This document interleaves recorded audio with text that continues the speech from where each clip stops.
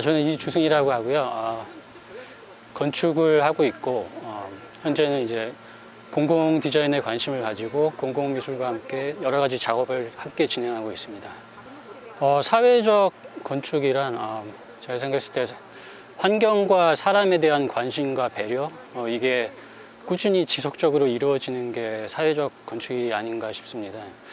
환경에 대해서 생각하자면 건축은 많은 이야기를 하고 있지만 이게 사실 실현되기 위해서는 많은 노력이 필요한데요. 친환경 재료라든가 다양한 방법을 위해서 건축을 하고 있지만 사실 실제로는 이게 실현되기 위해서는 좀 힘든 과정이 있습니다. 사람에 대한 관심과 배려를 얘기할 때 이게 특정인에 대한 관심과 배려가 아니라 우리 모든 사람들에 대한 관심과 배려로 이 건축이 나타난다고 생각을 하고 있습니다. 예를 들면은 이 공원과 같은 건축인데요. 이 공원은 사실 특정인 소수에게 소유된 공간이 아니고 불특정한 모두를 위한 공공공간이 되는데 이게 아마 모두를 위한 공간, 즉 공공을 위한 공공에게 즐거움을 주기 위한 사회적 건축이 아닌가 생각합니다. 관심과 배려를 얘기했는데요.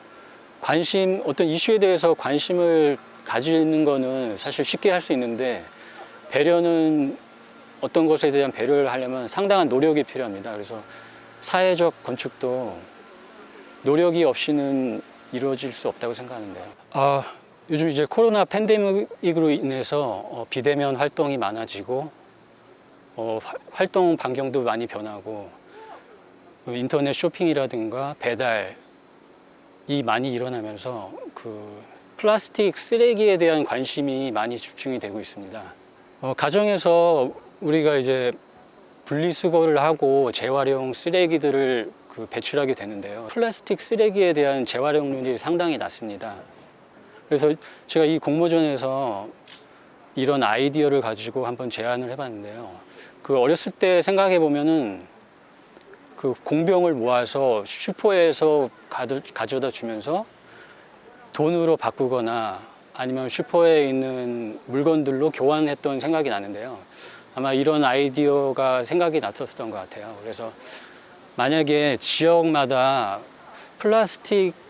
지역에서 관할하는 플라스틱 센터가 있다면은 사람들이 직접 실천할 수 있는 공병을 바꾸는 그런 아이디어처럼 좋은 시너지 작용이 일어날 것 같습니다. 세척이 된 플라스틱을 분리해서 가져오면 플라스틱 센터 내에서 이것을 물물 교환처럼 상품으로 교환해 주거나 아니면 포인트를 쌓아서 적립할 수 있는 그런 플랫폼을 만들자 하는 취지였습니다.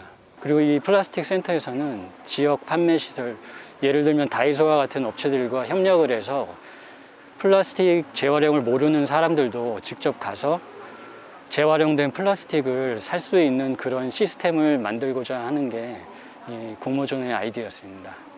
이것은 생각해보면 간의 수공업 방식으로 이루어지는데요.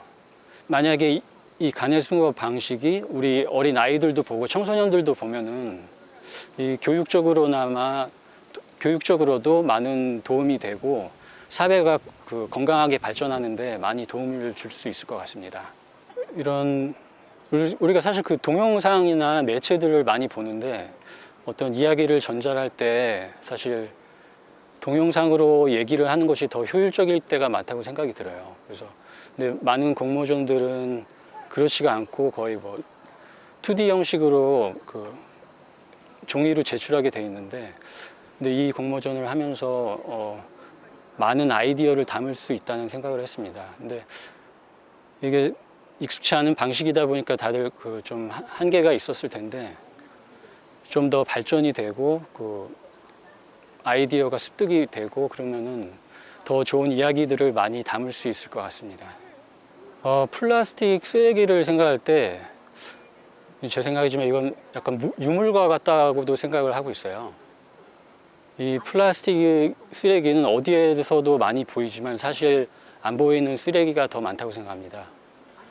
플라스틱 쓰레기는 땅 속에도 있고 저 높은 산 속에도 있고 바다 속에도 있고 눈에 보이지는 않지만 높낮이를 떠나서 어디에나 존재하다고 생각하는데요.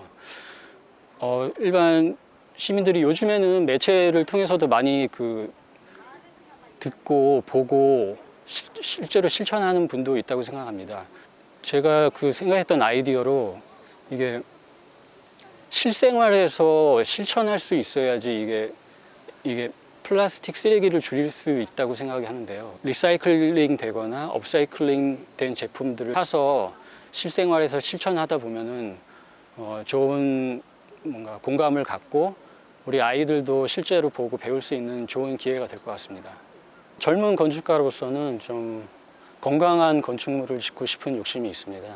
건강한 건축이라는 게 약간 폭넓게 들릴 수도 있겠지만 좋은 재료로 실제 거주하는 사람들이 불편함을 갖지 않고 좋은 재료로 인해서 건강해지는 삶을 살 수 있다면 그게 좋은 건축이라고 생각을 하거든요.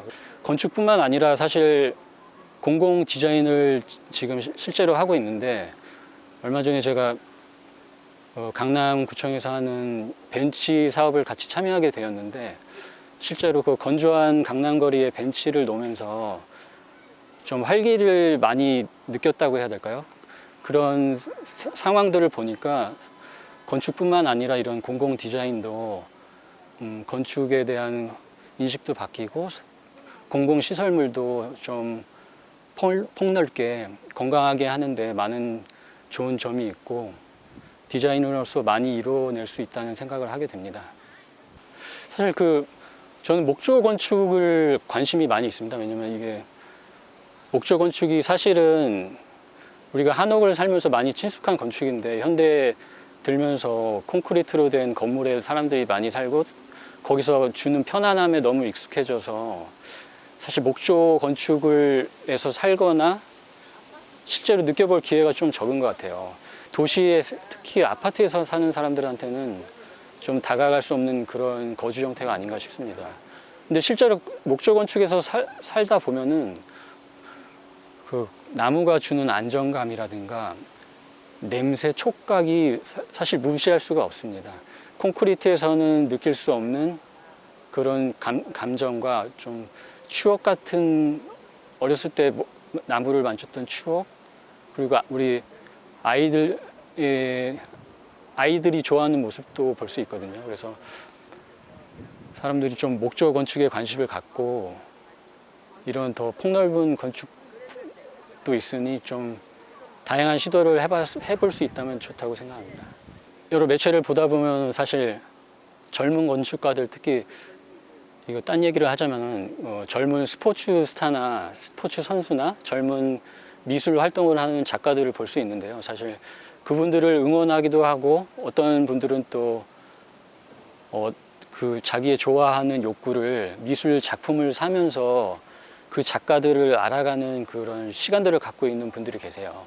근데 사실 건축에 대해서는 잘 접근하기가 좀 어려운 사실이 있습니다. 그래서 매체를 통해서 직접 찾아보거나 들여다봐야지만 볼 수 있는 그런 상황들이 많은데 좀 주변에 관심을 가지고 자기가 좋아하는 건물과 어떤 생각이 담긴 그런 디자인들이 있다면 실제로 그 사람이 누군가 한번 찾아보고 쭉 지켜보는 것도 아마 재미가 있을 거라고 생각을 하고 있습니다.